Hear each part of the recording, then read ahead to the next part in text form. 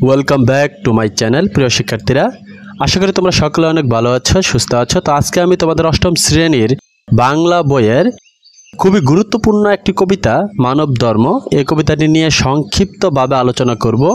তোমরা মনে রাখবে, এই কবিতা থেকে কিন্তু পরীক্ষায় প্রশ্ন আসার সম্ভাবনা কিন্তু খুবই বেশি। যদি তোমরা এটা মিস করো তাহলে কিন্তু তোমরা পস্তাবে পড়ে। তাই তোমরা সতর্কতার সাথে খুবই মনোযোগ দিয়ে এই ক্লাসটি করবে আশা করি।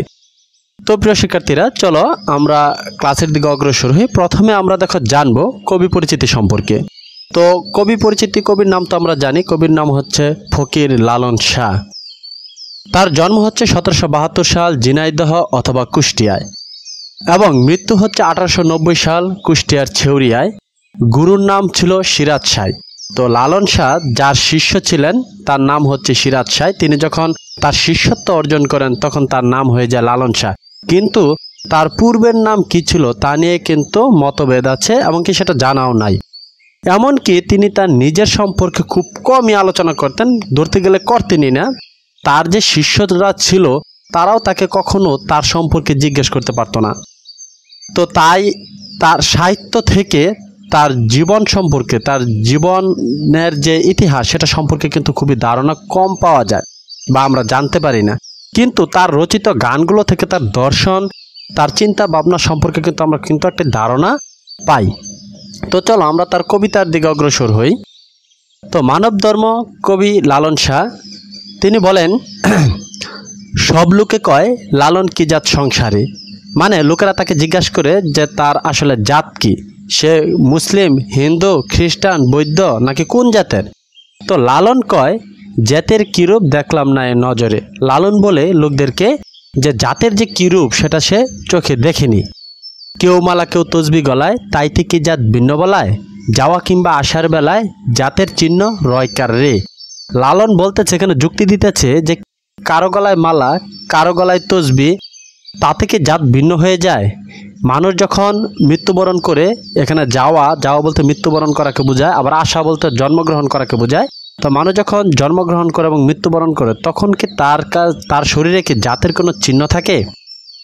তিনি আরও যুক্তি দেন যে গর্তে গেলে কূপ জল কয়, মানে গর্তের ভিতরে যখন পানি থাকে তখন সেটাকে বলা হয় কূপ জল বা কুয়ার জল। এবং গঙ্গায় গেলে গঙ্গা জল হয়, মূলে এক জল, সে যে ভিন্ন নয়। দেখো, জল তো জলই, সেটা গর্তে থাকলে হয় কূপ জল, এবং নদীতে থাকলে হয় নদীর জল, কলে থাকলে হয় কলের জল। তাই জল কিন্তু একই, কিন্তু পাত্রভেদে কিন্তু এটা নামের ভিন্ন হয়ে যাচ্ছে। জগৎ বেড়ে জেতের কথা লোকে গৌরব করে যথাতথা, লালন সে জেতের ফাতা বিকিয়েছে সাত বাজারে।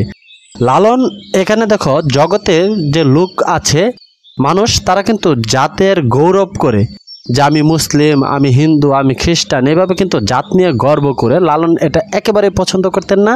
তিনি এই যে জাতের গৌরব সেটাকে সাত বাজারে বিকিয়ে দিয়েছে, মানে একেবারে কি কয়, দুলার সাথে মিশিয়ে দিয়েছে। তিনি জাতপাতে বিশ্বাসী ছিলেন না। তো আশা করি তোমরা বুঝতে পেরেছ যে আসলে এই কবিতাটার মাধ্যমে কবি অর্থাৎ লালন শাহ আমাদেরকে কি বোঝাতে চেয়েছেন। তিনি বোঝাতে চেয়েছেন যে জাতপাতের ঊর্ধ্বে হচ্ছে মানব ধর্ম, যে আমি মুসলিম, আমি হিন্দু, আমি খ্রিস্টান, এই সকল জাতের ঊর্ধ্বে হচ্ছে আমি একজন মানুষ। এটাই হচ্ছে লালনের দর্শন, যে মানুষ হিসেবে আমাদের নিজেদেরকে প্রতিষ্ঠা করা দরকার, আমাদেরকে মানুষের পাশে মানুষ হিসেবে দাঁড়ানো দরকার। জাতপাত নিয়ে এই যে ভেদাভেদ সেটা তিনি করতে নিষেধ করেছেন। তাই তিনি মানব ধর্ম প্রচার করেছেন। যদি কখনো পরীক্ষায় প্রশ্ন আসে যে তিনি কোন ধর্ম প্রচার করেছেন, তোমরা কিন্তু উত্তর দিবা মানব ধর্ম। তো আশা করি তোমরা বুঝতে পেরেছ কবিতার মূল থিমটাই হচ্ছে এটা। তো কবিতাটা যদি তোমরা এই মূল থিমটা যদি মাথায় ভালোভাবে রাখতে পারো, তাহলে কিন্তু যেভাবে প্রশ্ন দেওয়া থাক তোমরা এই কবিতাটা পড়ে কি বুঝেছ সেটাই কিন্তু প্রশ্ন উত্তর দেওয়ার চেষ্টা করবা।